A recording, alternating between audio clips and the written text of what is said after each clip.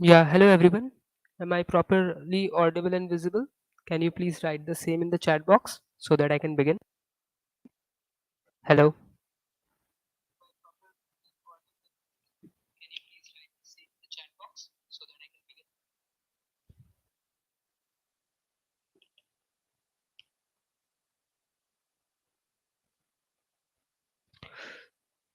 Hello everyone. So, yeah, is my screen visible to everyone? Hello. Kindly do a plus one in the chat to mark your presence so that I can begin as soon as possible without wasting any time.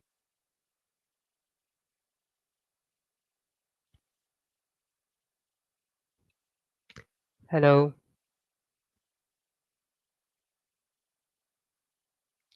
So, let us wait for a couple more minutes and then we can start so that other people can also join. You can invite your friends for the streaming. And at the same time, hello Sahil, hello Jyoti. So are you guys regularly attending this streaming of GFG SDE Sheet?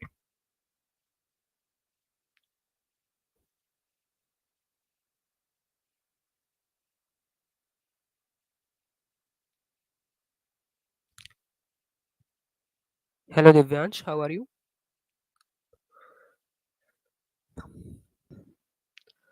So let's start then, or should we wait for a couple more minutes before we start so that people could join? We have 8 people with me till now, right now.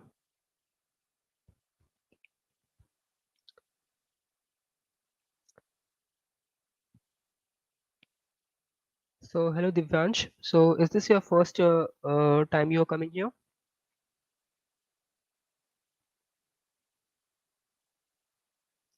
Hello Jyoti, hello Sahil.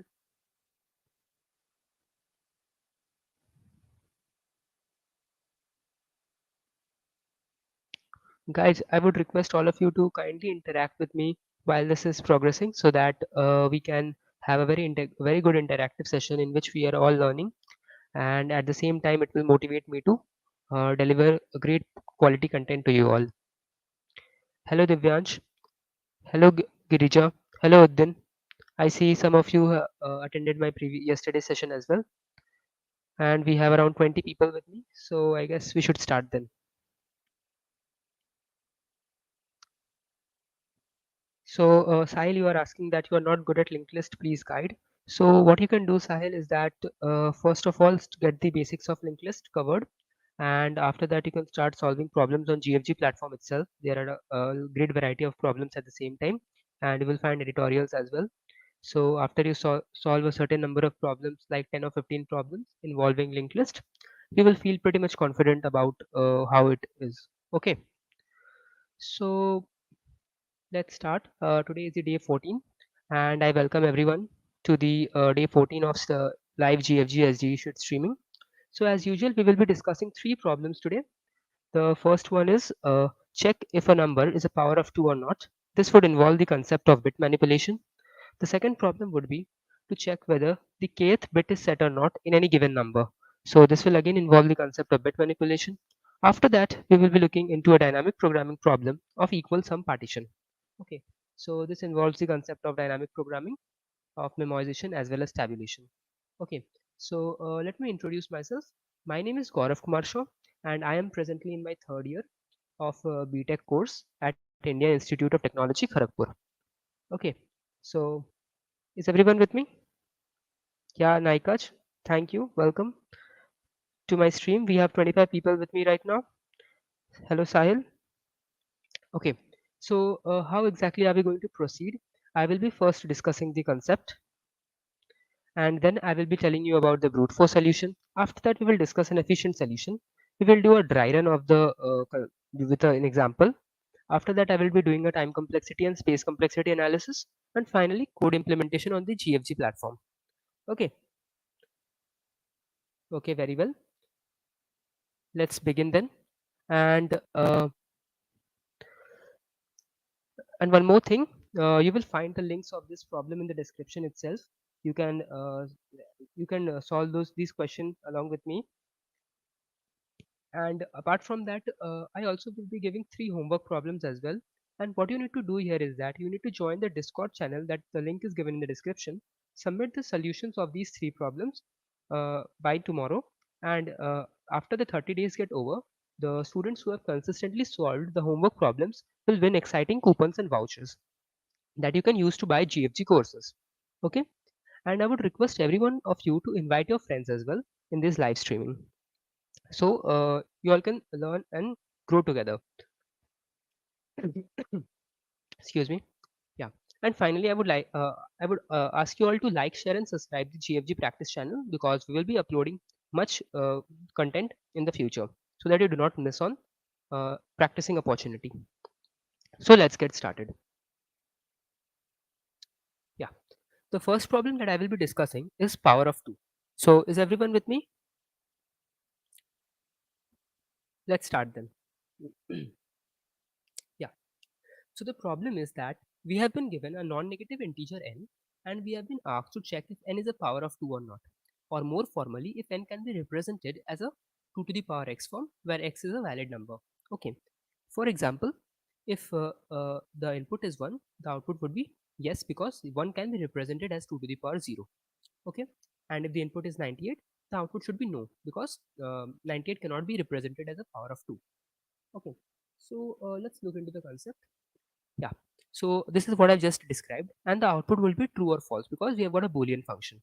So let's see, this is 98. This is a representation of 98 in binary form, and 98 is not a power of 2, so therefore we will be outputting no. Got it?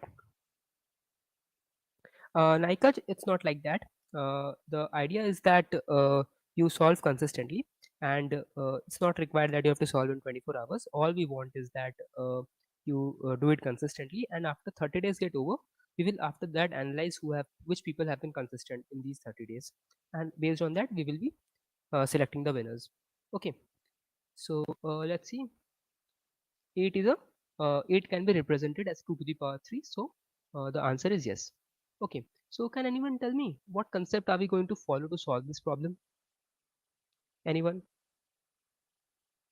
We have 19 people with me right now.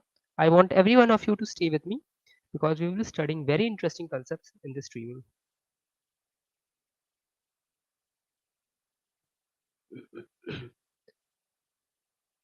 You are saying Brian Kernigel algorithm we have to use. Okay, Naikash, that's well, you can use that. But we will be going from the basics to the advanced level, and we will be discussing the concept along with it. Left shift operator, Adarsh is saying left shift operator. Yes, we can use that. Okay, okay, very well. So let's look into the concept now. Yeah. So before we move into left shift operator or using the bit manipulation technique, can we just use a little bit of common sense and try to derive what exactly will be our solution? Okay, so let's say that we have got a number 8, and this can be represented at 2 to the power 3. Instead of using bits and everything, let us use the concept of maths, or more specifically the concept of logarithms. Okay, so if we use the concept of logarithm, how we will solve? We know that, let's say if we have a number 2 to the power 3 which is equal to 8, if we take the log of this number as a base 2, and again log of this number as a base 2, what we can say here is that the number, the power 3 will shift to this side, because this is according to the property of logarithm. So this will become 3 log base 2 2 equal to log 2 8. And we know that this part is equal to 1 according to the properties of logarithm. So 3 is equal to log base to 8. Okay. Now let's say if we are not given 8, let's say we are given 11. What will happen in that case?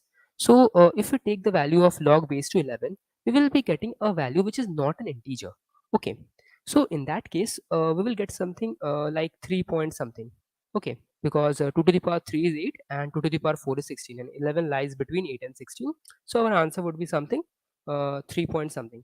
Okay. So how can we utilize this property of logarithm, that if we have to solve this problem? Okay, sorry, this pen was a bit of issue. Now I guess it's okay. Yeah. So I was asking, how can we utilize this property of logarithm to solve this question? Okay. We observe one thing. We observe that if a number is a power of 2, if a number is a power of 2, the logarithm of that number would be a proper integer. Okay, not any decimal or a decimal number. So how can we utilize this? Let's look into it. So basically, let's say there are two important functions in C++ library, that is the ceil function as well as the floor function. So let's say I've got a number 3. If I apply ceil to this or floor to this, the answer would still be 3. But let's say if I've got a number 3.5 and if I apply ceil to this number, the answer would be 4. Ceil means upper limit. Okay, the ceiling, just like we have a ceiling. And floor means the lower bound. So this will be equal to 3. So basically, if a number is a proper integer, when we apply the ceil or floor, we always get that particular integer only. But if a number is a decimal, the ceil and floor will give different values. So we can apply this concept using the for solving this problem. So if a given number n is a power of 2, in that case what will happen? The ceil and the floor of the logarithmic of that number will always be equal. That is, the ceil of log base 2n will be equal to floor of log base 2n. So if this is equal, we can successfully return true. And if not, we will be returning false. I hope everyone understood it. Okay, can I have a plus one in the chat? Those who understood this very simple maths concept. This is just a high school concept.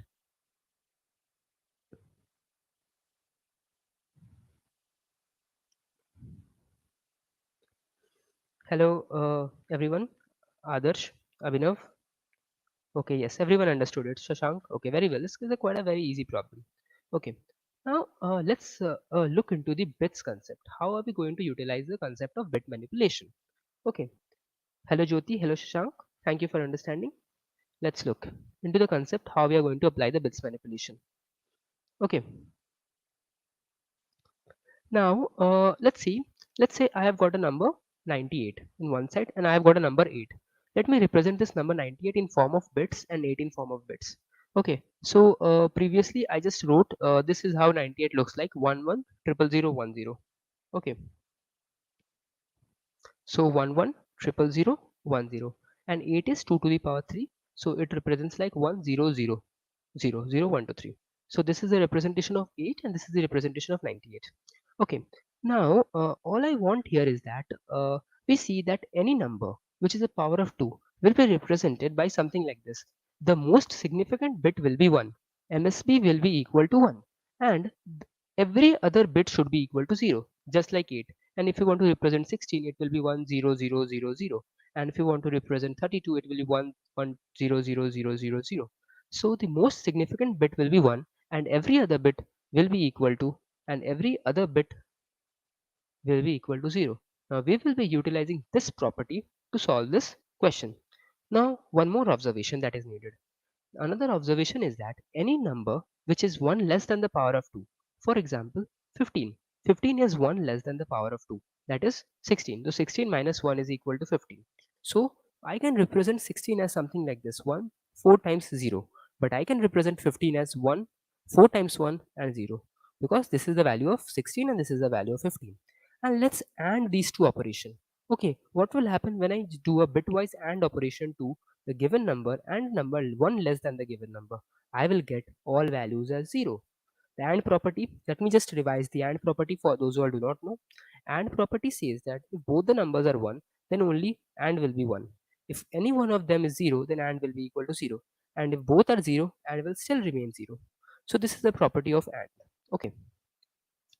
So the concept here is that all we have to do here is that the given number n, we will subtract 1 from that number and we will do a AND operation with both of these number, and we will check whether this number is 0 or not. If it is 0, then we can say that this number is a power of 2, we will return true, and if not, false. Now this condition has one base case, one edge case that we need to take care of. Can anyone point it out? What is that edge case? Anyone? Hello Jyoti, Adarsh, Shubham. We have 21 people with me. And minus 1, Adarsh is saying yes, that is exactly how we will proceed. Now there is one edge case in this concept and I want you to know. Yeah, n equal to 0. Very good Abhinav, very good Naikaj, very good Adarsh. Thank you for staying with me. Now n is equal to 0. Now what will happen n is equal to 0? So this will become negative and we cannot do an AND operation for negative. This will give something which is which will be an error kind of stuff. So we don't want to do that. Okay. So how we will proceed here is that we'll just do a check before we do this operation. If n is equal to 0, we will return false, because 0, I don't want that 0 cannot be represented as a power of 2. Okay, so this is how we will proceed. Okay, so let's do the coding part. Yeah. Okay, let me get my, yeah, and one more thing is that long basically has 64 bits. Okay, so yeah, and before I do the coding, I would like to discuss the time and space complexity. Okay, so what exactly will be the time complexity and the space complexity of this operation? Can anyone see me? Yeah. Hello, Adarsh. Can you say the time complexity and the space complexity?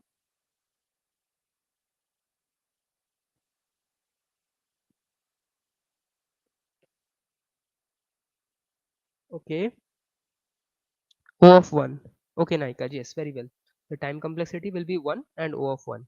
We are just doing one particular check and nothing else. We are not doing any loop or not taking any extra space. Okay. So let's just implement this and see. O of 1. Hello, Khushbu Patidar. Welcome. For minus 1, the energy of 32 bit 16 bit will be 1 and still won't it be 0. Um, okay, we will think about this. Let's first implement it. So, and one more thing is that the concept, yeah. So n has been given from greater than equal to 0 to 10 to the power 18. So let's not think about the negative part. Okay. So let's write the code. The first we will be checking if n is equal to 0 or not. If it is 0, we will just return false. And if it is not equal to 0, in that case, if it is a non-negative, non-zero number, so in that case, we will be returning true or false, and the checking condition would be that we will do an AND operation with n and n minus 1. So we will be checking whether this is equal to 0 or not. So this is equal to 0 or not. Okay. So if this is equal to 0, we will return true. And if not, this will automatically return false. I hope everyone understood this syntax. Yes, so my desired output is matching. Okay, Ashu is asking where can you find the homework problem? Those are updated in the description of this problem YouTube stream. You can find there. Hello, is my sound properly? Uddain is saying that my sound is low. Okay, so we have successfully. Hello, hello, hello, Adarsh. Is my sound proper now? Can you just confirm once? So I can proceed in the second part of my second question. Okay, Adarsh, thank you very much. Okay, so I have to keep my mic in my hand. Yeah, let's move on to the next question. Okay, so now the next question is also quite interesting here. Okay, so let's look into the problem of the next question. Hmm.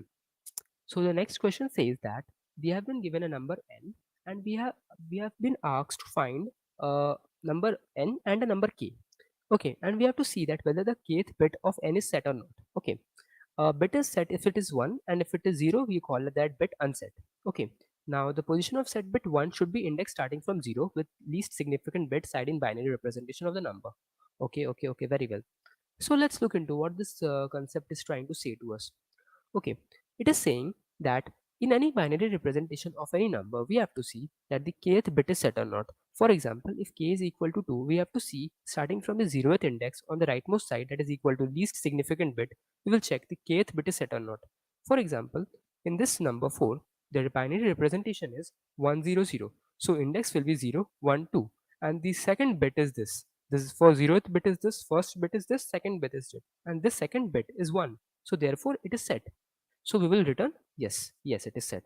And if it was not set, for example, if it would have been 0 here, then we will return no.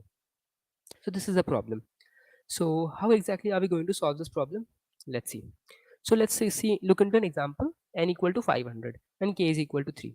So let me write the indexes. So it will be equal to 0, 1, 2, 3, 4, 5, 6, 7, 8. And when k equal to 3, this is my k equal to 3, that is my third bit, and the third bit, the position it is equal to 0. Okay, so in this case I see that my bit is unset because it is 0, so therefore I will return no. Okay, so this is again a very simple problem which would involve the concept of bit manipulation. Okay. Okay, Vikas is saying masking, Adarsh is saying right shift करेंगे k and 1 से. Okay, uh, okay, and right shift k and left shift k, then check. Okay, yeah. So basically there are multiple methods to solve this problem. Okay, and all of these methods involve somehow operation and or doing a right left shift or doing a right shift. I hope these bits operation everyone is very much aware about it. Okay, now I see many beginners are also there with me in this streaming. So let me explain it to you briefly what exactly these operators are. Okay, so this is the left shift operator. Okay, so what exactly does this operator does, it shifts the bit position to the left by any value. So let's say if I write any value x, left shift 1, so it will shift all the bits by one place. For example, if my bit is equal to 11001100, and I want to left shift by 1, so basically what will happen, uh, this 0 will come here, this 0 will come here, this 1 will come here, and everything will get shifted by 1. So 1000110000. So this is the final bit. You see, there were two zeros initially, and now we have got three because I shifted the bit by one position. So that is the concept of left shift. Similarly, if I shift my bit by right, so it will be that this will become 0 11000110. Okay, so I shifted all the bits to the right by one position. So this is the concept of left shift and right shift operator. And one more thing, left whenever we do left shift, it basically means that we are multiplying with 2, and whenever doing a right shift operator, this basically means we are dividing by 2. So this is the bits magic concept. I hope everyone understood it. Hello Shubham, my voice is clear? I hope I'm keeping the mic right in front in my hand. Hello. Okay, Naikach. Yeah. We have 22 people with us right now. So let's look at the concept now. Okay, Naikach. Okay, so let's how exactly are we going to use this concept to solve this problem? Okay, so we have been given a number n. So let's do a binary representation of the number. Okay, now we have got a series of 1 zeros, 1 0 0, 0 1 1. And let's say we are asked to find whether this bit is set or not. This is my kth bit. Okay, this is my position key. So what exactly are we going to do? So let's say what I do, I might create a new number. Okay, let's say I create a new number. Okay, and that number has a set bit only at the particular position, let's say here only at the kth position, and all other bits are 0. Okay, you know, if I create this number, if I create this number and do a AND operation with this number, I will see that these two ones are making it 1, and rest will all be 0 because I have created my number in that particular fashion only. All the numbers are 0, all the numbers are 0 apart from the kth position, and the kth position is 1. And if in my given number the kth position is set, then my answer would be something greater than 0. And if it is unset, then this will also become 0. That is the most interesting property of AND operator. Okay, if both the numbers are set, then only it will return 1. Then only it will return 1, and if both are and if any one of them is unset, it will return 0.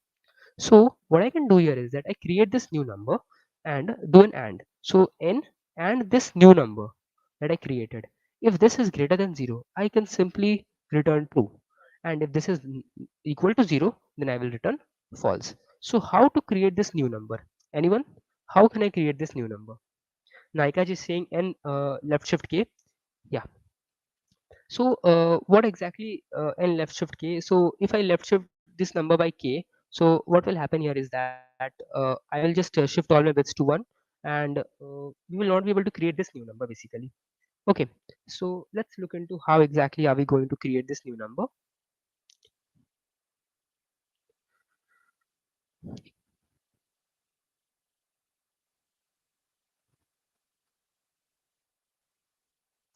Yeah. So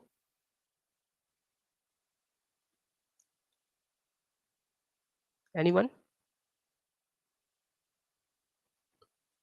how are we going to create this new number? I see in the chat. Can anyone please write? Yes, Shubham wrote it very correctly. 1 left shift k will be this new number. So if I do a 1 left shift k, I will basically get this number. Okay. So how exactly is this possible? Let me show it to you. 1. What does 1 means? 1 means that we have got a lot of zeros and a 1 in the least significant bit. And I'm shifting this by k positions. So let's say if my k is this, my 1 will basically come here. And finally, my answer would be 0, 1, 0, 0, 0, 0, 0. So if I am again a pen issue. Apologies for that. Really sorry about this pen issue. I was saying that if we got a 1, 1 basically means that we have got a lot of zeros and a 1 and a lot of zeros behind 1. And if we shift by k, we will get 1 at the kth position and all other bits will be equal to 0. Okay, so our new number is this. So all we have to do is AND with 1 left shift k. And if this is greater than 0, we will return true. Else we will return false. So this is the idea and the concept. How are we going to solve this problem? Now there are multiple other ways to solve this problem as well, which involves both the bit n. Yeah, Adarsh is saying that n left shift k and 1 will also work. Yes. So let's say how exactly this will work. Let me explain it to you, everyone. So we have got a number n and it is represented by, let's say, 110111001, and I want to this is my kth position, and I want to basically check n right shift k. Okay, so what will happen, this will shift by kth position. So what will happen, this all these bits will get removed and I will be standing at this position, and now I got 1, and all I will be doing is AND with this one. So if this is 1, this one will all be equal to 0, because 1 means we got a 1 at the LSB position and all of the rest bits are 0. So if this is 1, we will return true, and if this is 0, we will return false. Thank you, Adarsh, for suggesting this method. Okay, so this is also one of the methods. Okay, so this is the most interesting property of bit manipulation. There are multiple methods you can use, and you can play with bits to solve any given problem. So let us apply this here. Okay,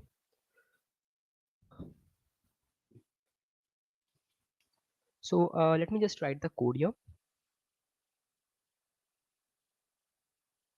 Yeah, so let me declare a variable called int x, and int x will be equal to n. Let me just keep the mic here.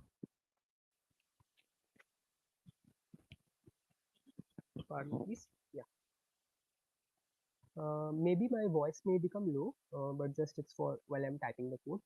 So n and will be equal to 1 left shift k, and if x is greater than 0, I will return 2, and if not, I will return false. So let's submit this code and check.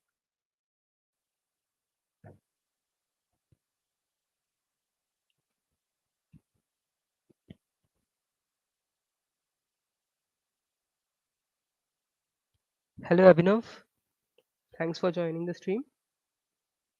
Yeah, it seems that everyone is excited for Abhinav. Okay, yeah. So finally we are able to successfully solve this problem using the concept of bit magic. And we basically saw two different ways to solve this problem. The first one was that we can do this operation and right shift k and do an AND with 1, which was suggested by Adarsh, and I suggested this method that we can do 1 left shift k and then do an and if that number is greater than 0, we will return true, and if not, we will return false. Okay, so we are done with the second problem. This involved the concept of bits. Now we will be doing the third problem, which is a medium category problem, and it falls into the concept of dynamic programming. Okay, so is everyone with me? Adarsh is saying the voice is low, mic is down. Okay, actually, let me speak properly then. Okay, mic is in my hand. I don't think it should be any issue right now. Okay. Hmm. So we got 25 people with me right now. So let's move into the third problem. Yeah. So the third problem says that it is the name of the problem is partition equals subset sum. Okay, Naikaj. Okay, Adarsh. Thanks a lot. So the problem says that we have been given an array of size n, and we have to check whether this can be partitioned into two parts such that the sum of elements in both parts are the same. So let's look into an example. So this is the array. It consists of 1, 5, 11 and 5. And there are two parts. You can see that 1, 5, 5, the sum will be equal to 11, and the second part in which the element itself is 11. So both the sum are same. So we can just output true. Yes, it is possible to divide the array into two subsets such that sum are equal. And when we have the array as 1, 3, 5, it is not possible. No such partitions can exist. Okay, so we need to implement this function, and let's see the expected time complexities n into sum of elements. And okay, that's very well, but let's look into how exactly are we going to approach this concept. Okay, required to be a subsequence. Mm, I did not get you. Required to be subsequence. Like no, basically, yeah, exactly. It means something like that. Because we want to make a subset, and subset consists of any particular numbers from the array. So it can be a subsequence of the array itself. But we have to make sure that there are only we are able to partition the array into two parts only, so that both the sum are equal. Okay, so this falls into the category of all the dynamic programming problems on subsequences. Okay, got it, Shubham?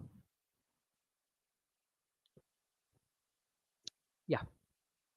So let's look into this problem. So we have got an array. So this is my array. There are elements a1, a2, a3 up to an. Okay. So let's say what exactly is the first and the very most important condition that we need to check before we proceed to solve this problem? Can anyone say? The problem statement is that we have to divide this array into two parts such that the sum of this part and the sum of this part are same. That is s1 is equal to s2. How can this be possible? The first and the most important condition is that the total sum should be divisible by 2. Generate all subset and check sum is equal or not. Brute force. Okay. Naika, yes, this is the brute force condition. That is also okay. But before this, we need to check.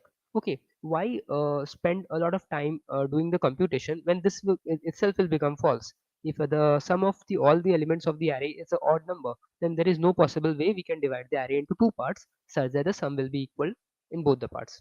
Okay. Hmm. So this is the first condition that we need to check, that the sum is divisible by 2. It is an even number. Then only we can do this. Okay. Chalo. Now if this condition is done. Okay. Now what is the next step? Now next step is that we have got a let me write a new page. So we got this array. Now we want to make a subset. We want to make a subset of such that the sum of the elements in that subset is equal to s by 2. Now common sense says that if we are able to find a subset such that the sum is equal to s by 2, we can automatically get the another subset having sum s by 2 itself. So all we have to do here is that we have to check whether it is possible to create one subset or a subsequence of this array such that the sum of the elements in that subset is equal to total sum of the array divided by 2. Okay. We can use prefix sum also. Okay. Yeah. So you can use prefix sum as well. Okay, we can basically use prefix sum when basically we have been asked to find a contiguous segment. Okay, so we can build prefix sum and then do a subtract. In that case we can be able to see if the contiguous sum is equal to one particular sum or not. But at this point of time we are not doing that. We can basically pick any elements from any position to constitute a new subset such that sum is equal to s by 2. Okay, so in order to do this, we will be require some. Adarsh was saying, I remember that we have to explore all possible cases of how we are going to do this. Okay, so all possible cases. Okay, so let's say we got an array. Hmm. Now we the problem statement boils down to is that we have to check if a subset is possible or not. If a subset is possible or not, such that the sum of the elements in that subset is equal to a target variable. Okay. So let's say the concept now boils down to this much. Let's say I'm standing on the first element of my array and there are two possible options that I can take. Two possible options are there. The first option is I pick that element. The second option is I do not pick that element. Okay, I do not pick that element. Okay, so if I pick that element, I will be including in my subset. Let's say the first element is 2 and my target is 5. So I can pick 2 because I want to make a target 5. So I can successfully pick 2. And let's say I do not pick 2 as well. So this will be one condition as well. The next number is 3. Now I come to this 3 position. I can either pick this element or I cannot pick this element. So let's say I pick this element. So I got my target as equal to 5. So I can say yes, a subsequence does exist. A subset is possible. Okay. Hmm. So a subset is possible and we can exit. But let's say if I choose not to pick this element 2 and 3, so I still be having an empty subset and I will be checking the other possible if there are any other elements. So let's say I got 1 and 4 here as well. So let's say if I do not pick these two elements, I can pick these two elements and check yes, the target is possible. Okay. So this involves the concept of picking and not picking an element. So whenever we are standing on any element, there are two possible options. I can pick it or I cannot pick it. So after we can construct a recursive function. That particular function will explore all possible paths that there exist of picking and not picking an element and check whether I can create a subset that reaches that particular target or not. If it reaches, then we can successfully say, return true. Okay. So now let's look into the how we are going to construct this recursive function. So let's say we have got a function f. So can you tell me there are two parameters that depends the in which we are dependent to solve this problem. The first parameter will be the index. Okay, because we are standing on any given index of our array. So now in that particular index we have our choices of picking or not picking. Okay, so index is going to be a parameter that we are going to pass to this function. And again, one more thing, so why we are passing an index? Because we want to see whether we can pick that element or we do not pick that element. Now, if we are picking that element, we must know that that particular element will help us to construct a subset of that required sum that we want to reach. Okay, so our function will have two parameters, the index and the target. Okay, after that, we have to explore all possibilities in that index. As I said, there are two possibilities. We either pick or we do not pick. Okay. Now, based on these possibilities, we will return either true or we will return either false. I hope everyone got it. Okay. Just do a +1 in the chat if you are able to follow me till now.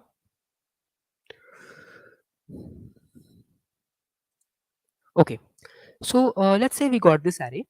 This is a example array 1 2 3 1 and our target is equal to 4. So what does this function mean? F index or target, it means that are we able to form a given subset from the index and the given target. Okay, so let's say we pass 3 comma 4 to this function. So 3 means that we are at the last possible index and we want to make a subset from all these possible numbers.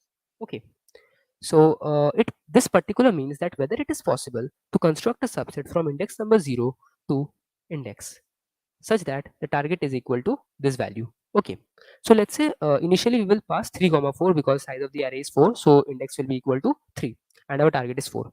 Now there are two possible ways, either I can pick this element or I cannot pick this element. So let's say I pick this element. So in this case I will again recursively call for this function with index -1 because we have just picked this element, so our index will be equal to 2. The next important thing is that since we are picking this element, we have to decrease our target by 1. So the target will decrease by 1. So 4 minus 1 will become 3. Okay. So let's say now if we do not pick this element, again we have to leave that particular index. The index will be 2 and our target will still remain 4 because we did not pick that element. Okay. Now let's see, this recursive function will again have two possibilities. The first, it picks up this element at 2. Okay. The element at 2 is equal to 3. So in this case, it will be index would become 1 and the target will decrease by 3. So 3 minus 3 will become 0. And in this case, the index would be 1, but the target would still remain 3. So I can see that when I'm reaching this particular function, I see that I have already got a target as 0, which means that I have successfully got the required subset. So in this case, there is no need to proceed further. I can just return true to this function. This will return true to its caller function. Okay. Now, since I have already got a true, there is no point in no point in basically going down another recursion tree. Okay, because we've already got true, and that was the purpose of our question. Okay, so let's proceed. Okay, now let's say if we want to check the other possibilities, so this will again bring down to two conditions. It will be equal to 1 when we are picking the element. Target is 4, so the target will decrease by 1. It will again, the target will decrease by 4. Okay, so this is not pick and this is pick. Again, two condition, pick and not pick. Okay, so this is how the recursion tree will progress. And if it is able to find the at any point the target is equal to 0 or at any point if we are successfully able to find the subset, we will just return true. And if at any point we reach true, we can just there is no need to going down any further recursion. The function will automatically return true, and we are done with the problem. Okay, so this is the condition. So what exactly will be the time complexity of this problem? Can anyone say me? The time complexity of this approach will be, can anyone say? Yeah.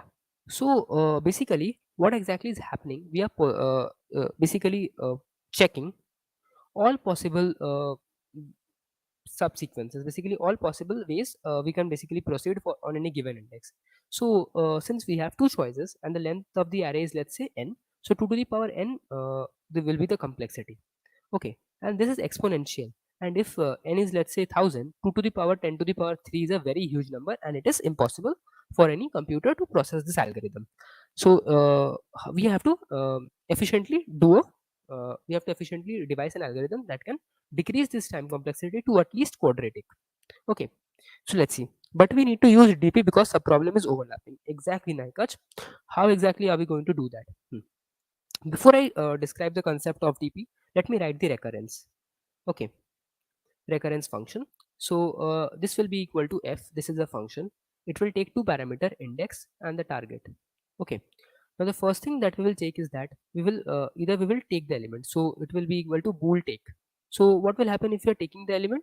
We will basically call this function f and decrease the index minus 1, and the target will also decrease by some value k, that is the whatever element is present in that index. And if you are not taking that index, it will be equal to bool not take, and this will be equal to index minus 1, and just target will remain same. And finally we will return the or of take or not take. This is the final answer. Okay, why? Because if any one of them is true, it will be true. That is why reason we are using the property of or property. Okay, now let's talk about base cases, the cases in which our recursion should stop. The first case is that if our target reaches 0, okay, it means that we are done with the subset. We will just return true. And if we have reached index equal to 0, in that case we are standing on the last position of our given array. So if that at that position, that is if a of 0 is equal to that but target, because if it is possible, if the element we are standing on the last possible index, that is the 0th index, and if the value are present at that index is equal to target, so in that case what we can say here is that we can just return true, because we will just take that element target, and we are done with our subset. Okay. Hmm. So Naika is saying, why is the time complexity 2 to the power n? Could you say again? Okay. Hello Aditya, welcome. Yeah. So basically, let's say this is our array, and the recurrence function that we devised, int index and target. Now for every index we have two possibilities, whether we pick that element or we do not pick that element. So let's say in worst case scenario, this array is going on down into all the recursion paths. So since every index has two possibilities, this will get multiplied n times.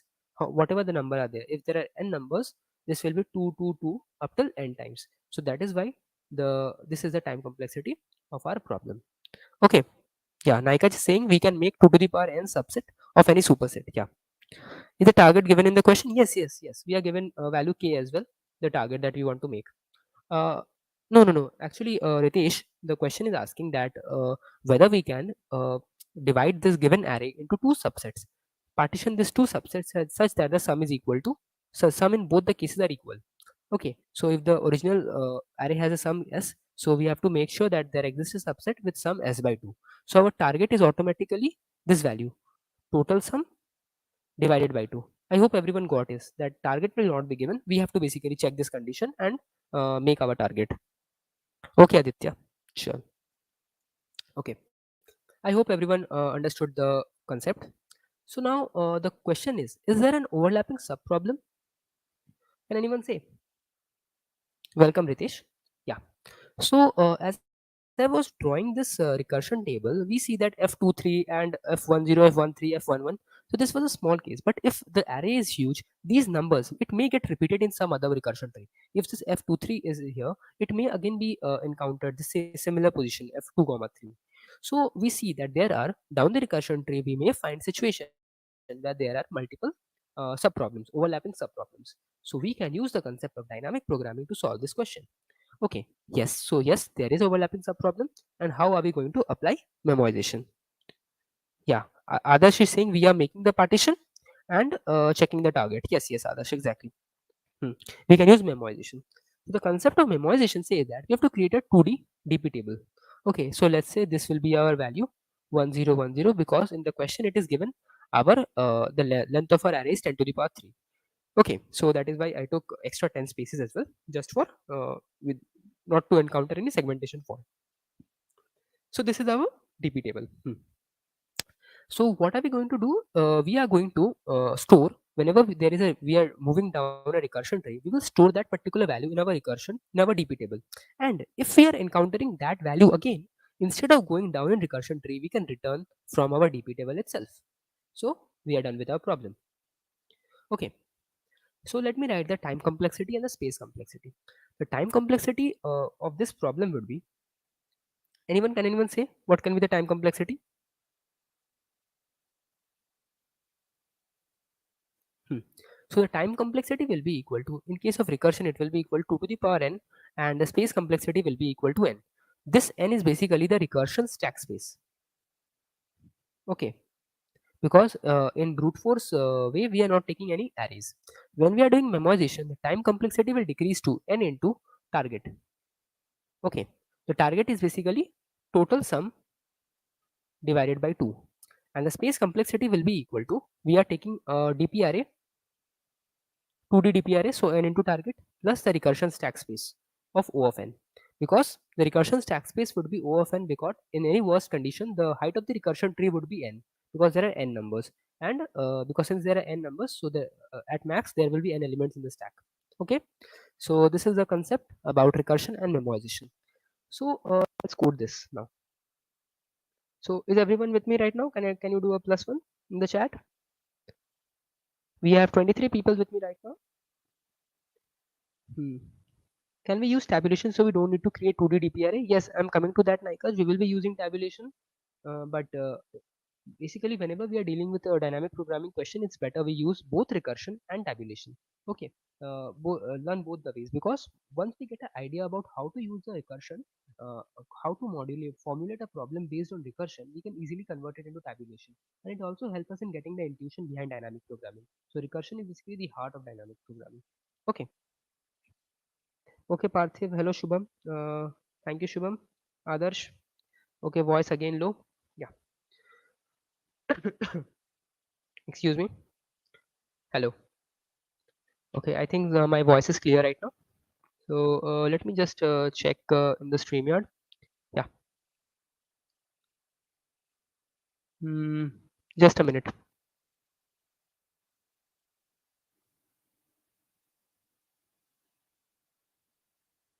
Yeah.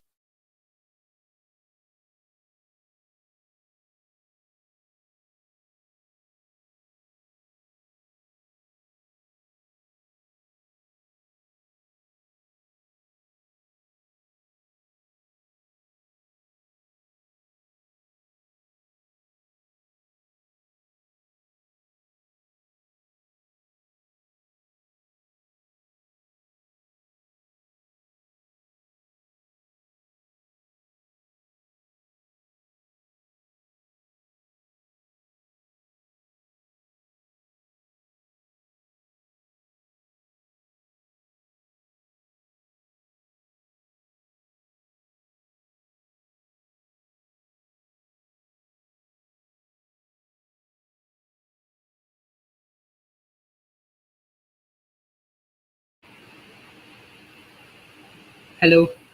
Is my voice clear?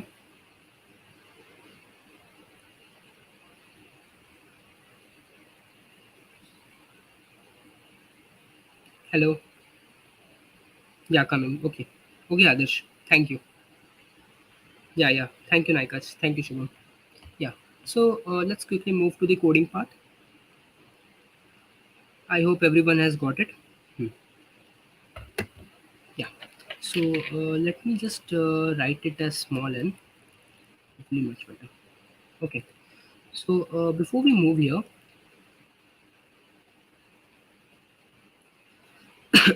Yeah, why n into target? Okay, Brahm Karan Singh is asking why n into target. Okay, let me explain that part. Why n into target is that, let's see. Um, we have to basically reach a target. Okay, and once I do the coding part, you will understand is why n into target when I will be doing the tabulation part. Okay, because there will be two for loops in the tabulation part, and you can easily understand why n into target. In a recursion, it is exponential, but with the help of memoization, we are cutting down this exponential. We are not actually traversing all possible ways. We are only traversing only the new ways, and the new ways will be equal to n into target. Okay, because this is the target value that we are supposed to reach, and we will checking that it is possible to reach the target or not. Okay, so just wait for the tabulation part, you will understand it better. So let's write the recursive implementation. Okay, we have 31 people with me now, right now. That's extremely great. So this is our function, and we'll be taking index and a target. Okay, so this will be our recursive function. Before that, we need to find a sum. Okay, so int sum is equal to 0, the sum of the array, so that we can build our target. So for int I is equal to 0, I is less than n, I plus plus, sum plus equal to ARR of I. So this is our sum. The first condition that we have to check whether sum mod 2 is equal to 0 or not. If it is equal to 0, then it's okay. And if it is not equal to 0, then what we will do, we will just return false, because then it is impossible to form two subsets such that the sum is equal.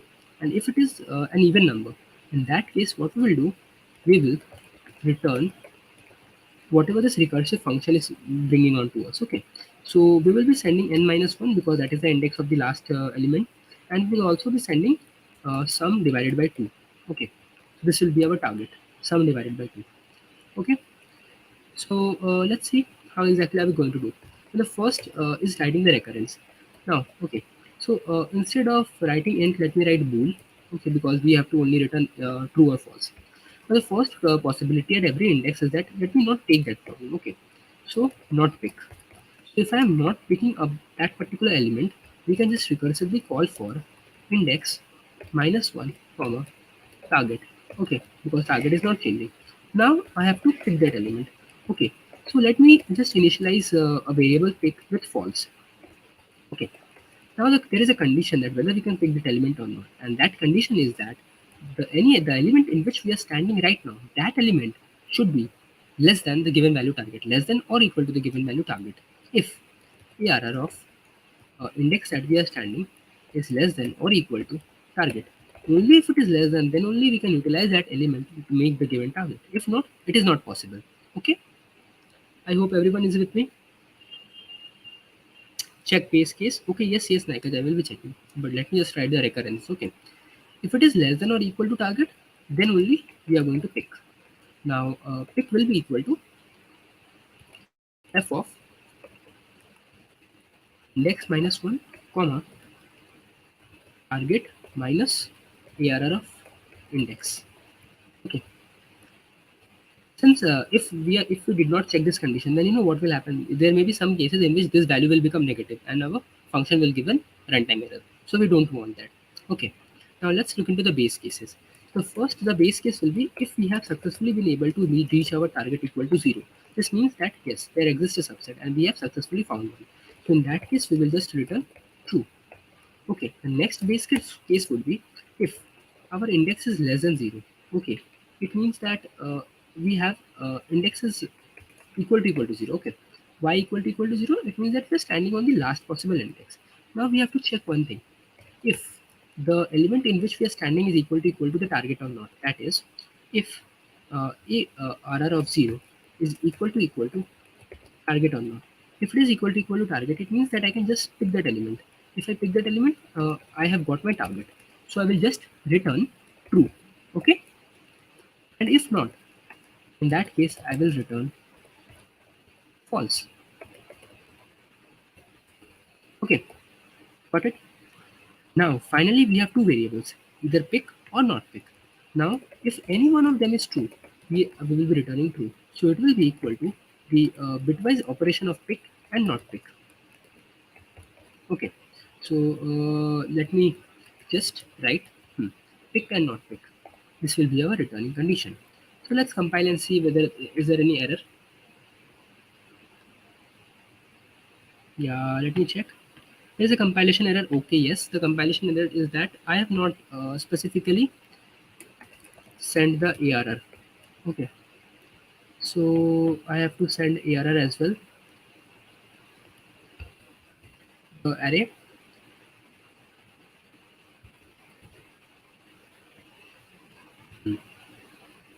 here as well. I hope this should work.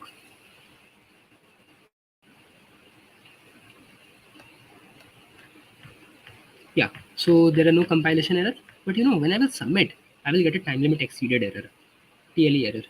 Okay,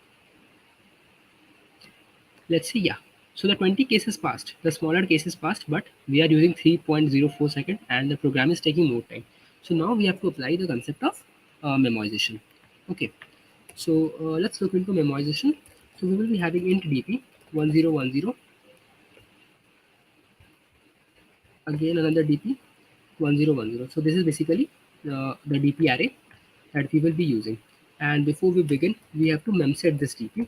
I hope everyone knows what exactly memset does. It fills the entire dp table with the value -1. Okay, got it? So this is we have memset this dp. Now there is no point keeping int. It will be if we keep it bool, and instead of -1, we just keep false. Okay. So yeah. Now, finally, what we can do here is that since we have to memorize this. Uh, we can just this would be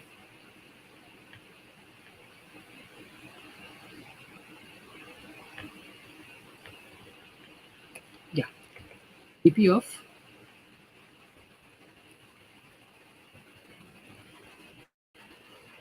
not here yeah before we return. So dp of index comma target. This will be equal to the whatever value the pick or not pick gives. And before we are going into the recursion, we have to just check whether dp of index comma target is not equal to -1. If it is not equal to -1, it means that we have encountered that sub problem previously and we have stored that sub problem. Okay, so we will return dp of index comma target. Okay, so now let's submit this problem and see. Well, just a minute. So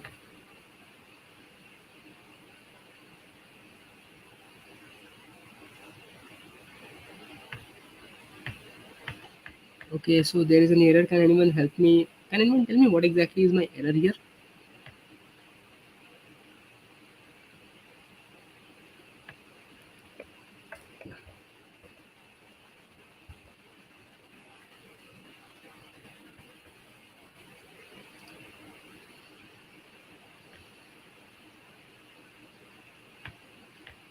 Yeah.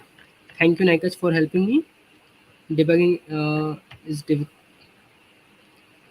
yeah, yeah. Successfully, all of our test cases are passing. Okay, so again, we are facing time limit exceeded in this case.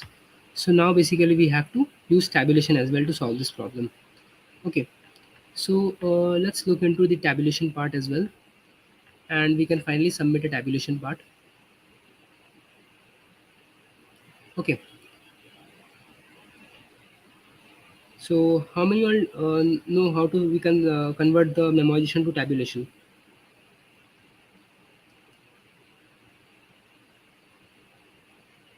Yeah. So what exactly we will do here is that in order to convert this concept into tabulation, we will be creating a DP table. Okay. So let's say this will be our DP table. Now we have to convert the base cases first of all. We have to see what will be the equivalent base cases. So first case was that whenever our target is equal to 0, we are returning true. Okay. So DP we are constructing DP table of the value n into the value target. Okay. So this will be our DP table. Hmm. So what we can do here is that DP of first of all DP of I and all the values for 0 we will set it as 0. or we can set it as true. Okay, because we are returning true. Okay, this will be a base case, and secondly, the next base case would be equal to dp of a of 0, dp of a of 0, and uh, no, not this, dp of 0 and a of 0, or basically at those position in the 0th index wherever we are able to find the value of target is we will just put it true. Okay, that is the target is equal to the element at the 0th position. This will be our two base cases, and after we have derived our two base cases, we will be running two for loop. First will be from index equal to 1 to index equal to n. Next for loop would be for target will be equal to 1 to target to the value target that we want to reach, and we will again have a not take condition and take condition. Okay, and finally we will store the or of take and not take, okay, into the dp array, and once we are able to, we will just return dp of n minus 1 k. Okay, I hope this is the concept tabulation and everyone got it. Can I have a plus one in the chat if everyone got it? Shubham, Naikaj, Karan, Vikas.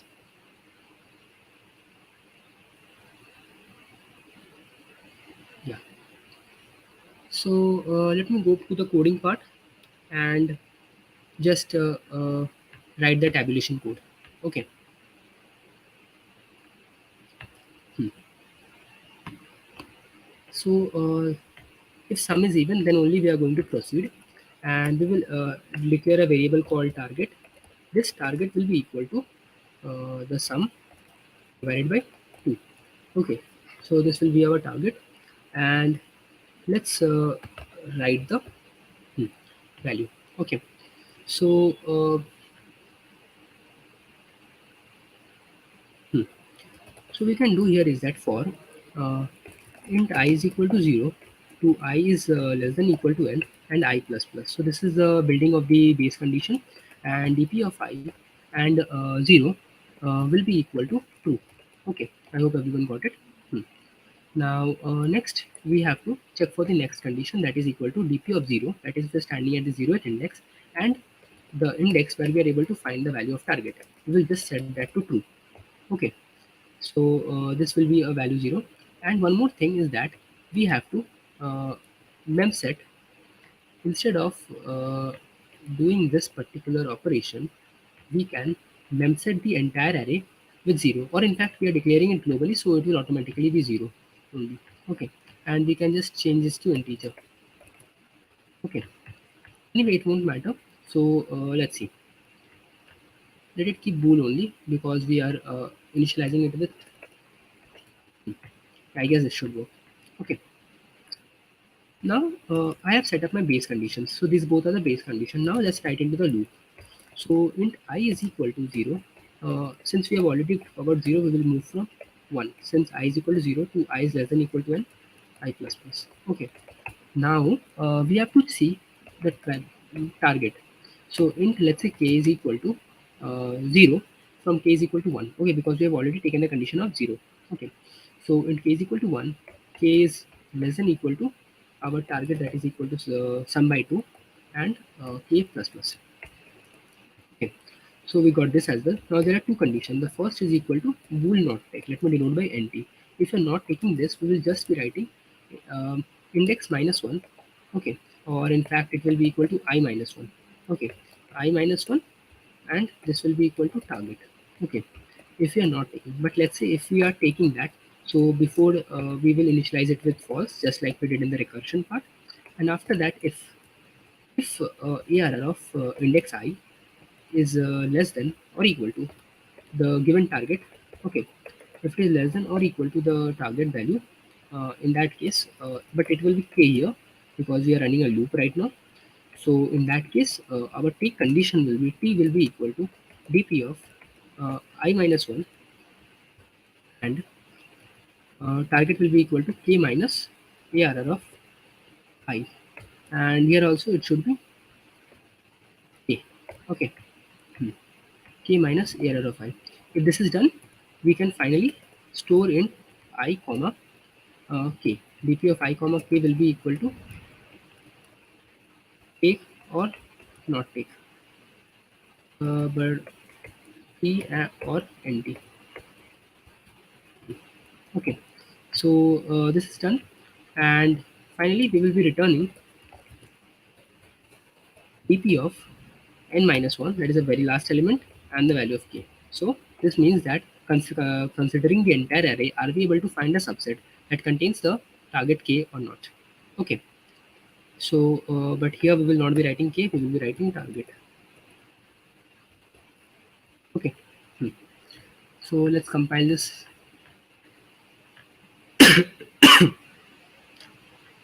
Okay, just a minute. Let me just comment this memorization code. I hope everyone got it. There is a compilation runtime error. It says that a segmentation fault we have encountered.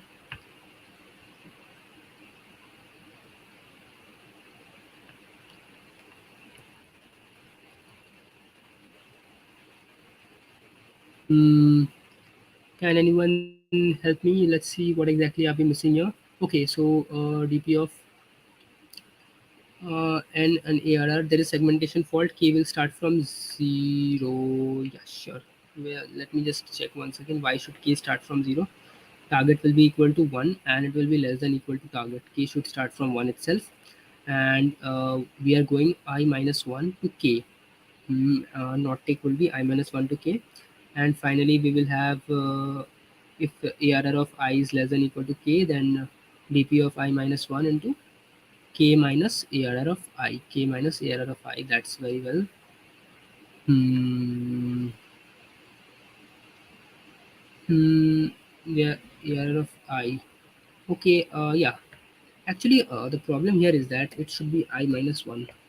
Okay. Because while we are dealing with tabulation, we have to shift by one space, right? So, yeah. Let's see. Yeah. Now I guess it should work. Okay. We have. Hmm.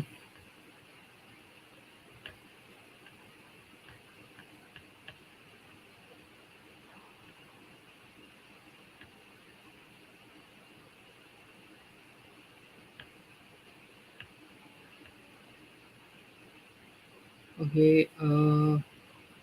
Let's see what exactly can be an issue here. I is less than n. Yeah, it should be I minus 1. Yes. Yeah. That is a valid thing. But now for test case number 7, it's giving incorrect answer. Hmm. I don't seem to spot an error. What exactly can be the error? We will not take is dp of I minus 1. Okay. Yes. If anyone spots the error, feel free to write in the chat box so it will help everyone else.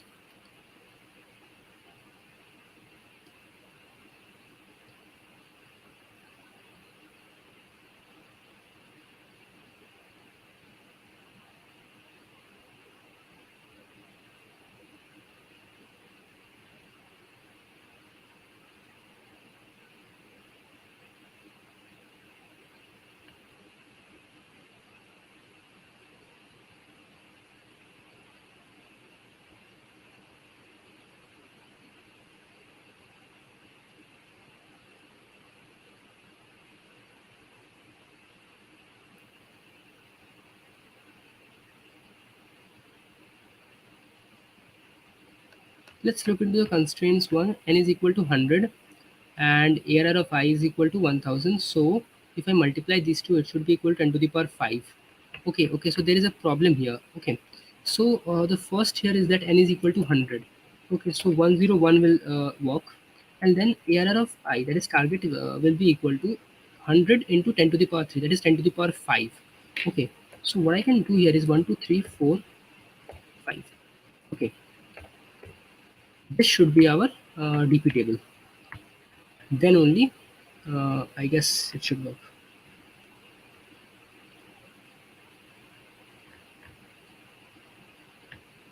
Okay, now again there is a error in the 70th case. Okay, Jyoti is saying line number 49. You're asking that it should be I less than equal to n. No, actually, we should actually do till line. Yeah, true, true, true. Yeah, very well. Yeah, thanks, Jyoti, for suggesting line 49. It should be again. There is an error here.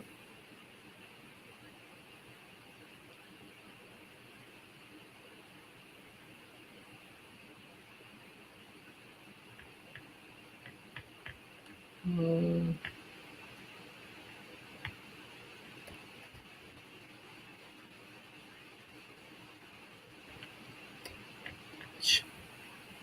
Submit.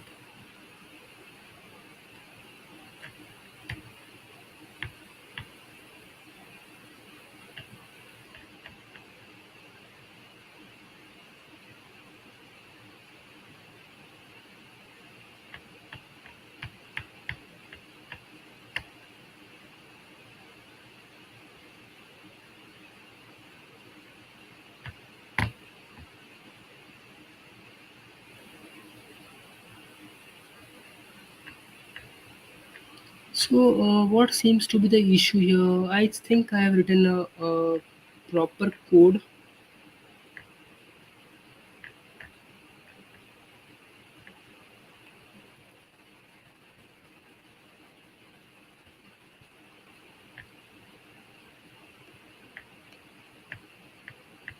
Yeah, the mem set it should be false. The first one. 1, 2, 3, 4, 10 to the power 3, 4, 5. Is there any target value? The sum of elements. Okay, so we have 75 test cases passed, and yet 125 has been passed. Hmm.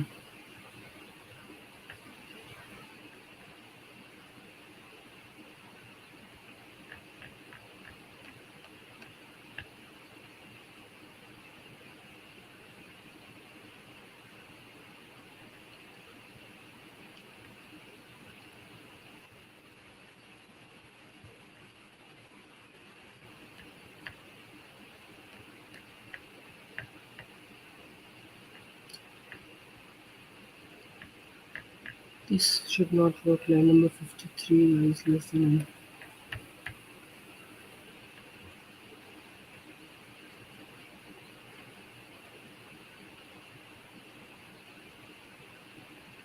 No, actually, that should not be I less than 1 because we are filling till the nth part. Okay.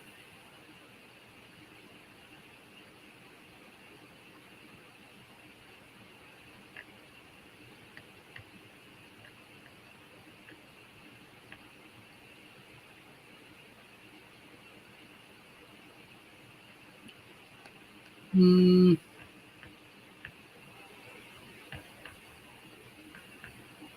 It is returning target equal to sum by 2.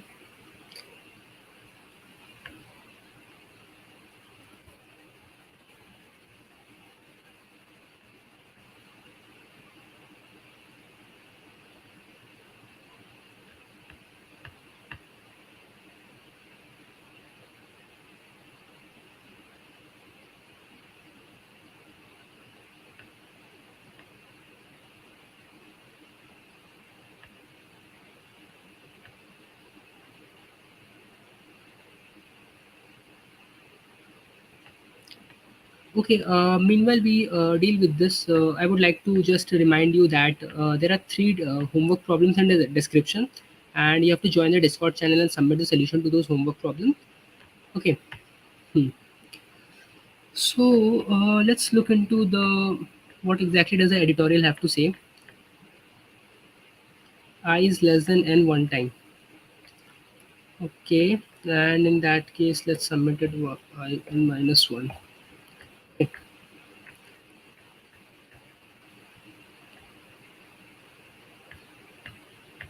The issue is persisting. Okay, subset the tabulation part. Hmm.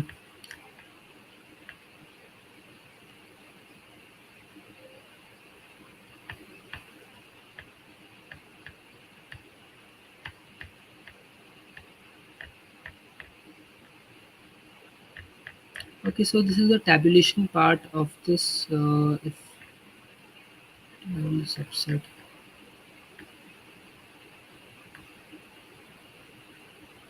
Hmm.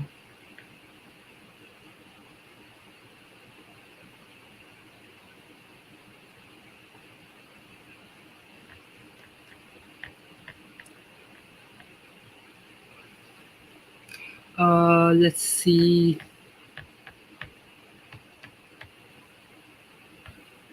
Sum of element. Let's look into the code one by one. Sum plus equal to, here is the sum mod to equal to 0, target equal to sum by 2. Yeah, this is true. Hmm. Target plus plus pp of 0 error 0 is equal to true.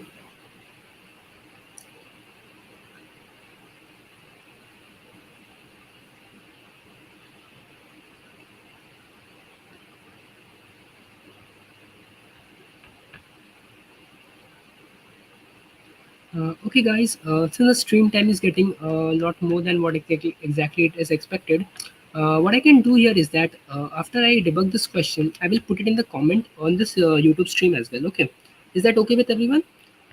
125, we are just missing on 15 test cases are not able to pass with this approach.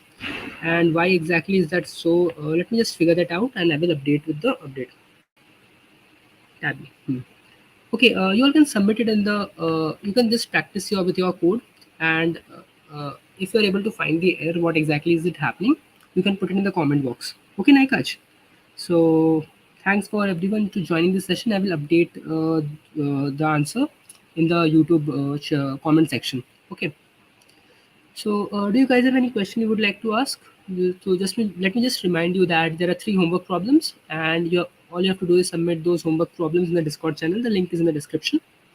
Okay, and I will solve this question and definitely update in the comment section what exactly is going wrong. Okay, thank you everyone. Hello Satish. Hello Naika. Hello Jyoti. So let's have a recap of whatever we have studied today. The first problem was involving the concept of bits, as well as the second problem as well. And the third problem was the dynamic programming approach, in which we saw the recursion, the memorization, and the tabulation as well. But we have unfortunately ran into a small error, and we are not able to pass the 15 cases. So maybe there is one error which I'm not able to see. Okay, so Devajyoti is saying that 105, 1000. Okay, yes, this is the error and it should work now. Yeah, because the target value is, yeah, so initially I was basically doing 10 to the power 5, which was not giving error. Yeah, so basically this is the upper limit of the target by 2. Okay, so the sum divided by 2, we have to set the DP. Yeah, thank you Devajyoti for suggesting. I hope everyone got it. Thanks a lot. Just a reminder, complete the homework problems and put it in the Discord channel. Okay. Chalo, so this is also easy and we are done with the 3 problems. Okay.